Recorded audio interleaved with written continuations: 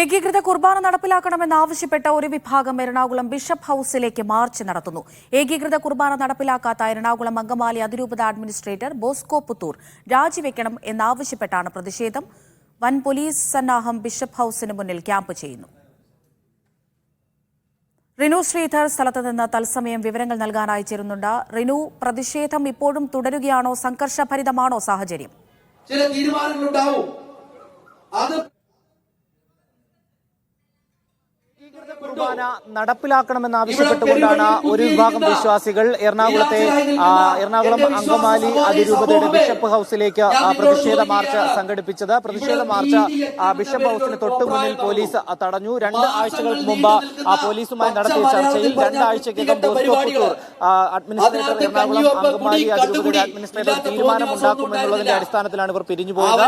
എന്നാൽ ഇന്ന് 2 ആഴ്ച കഴിഞ്ഞിട്ടും ഒരു തീരുമാനമുണ്ടാകാത്തത് കൊണ്ടാണ് വിശ്വാസികൾ ഇത്തരത്തിലൊരു പ്രതിഷേധ മാർച്ചുമായി ഈ പള്ളിയങ്കണത്തിലേക്ക്, ബിഷപ്പ് ഹൌസ് അങ്കണത്തിലേക്ക് എത്തിയത്. ഇതിനൊരു തീരുമാനം ഉണ്ടാകുക, ബോസ്കോ പുത്തൂർ രാജിവെക്കുക എന്നുള്ളതാണ്. ഏകീകൃത കുർബാന നടപ്പിലാക്കണമെന്ന് തന്നെയാണ് ഇവർ ആവശ്യപ്പെടുന്നത്. നമുക്കറിയാം, ഒരു വർഷത്തിലധികമായി കുർബാന തർക്കവുമായി ബന്ധപ്പെട്ട് വലിയ രീതിയിലുള്ള സംഘർഷങ്ങൾ ഉടലെടുക്കുന്ന സാഹചര്യമുണ്ട്.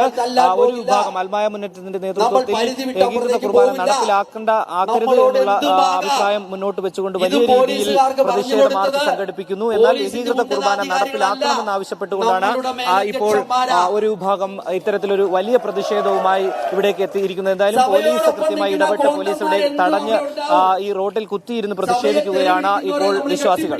നമ്മൾ ചേർത്ത് പിടിക്കണം, നമ്മൾ ആശ്ലേഷിക്കണം.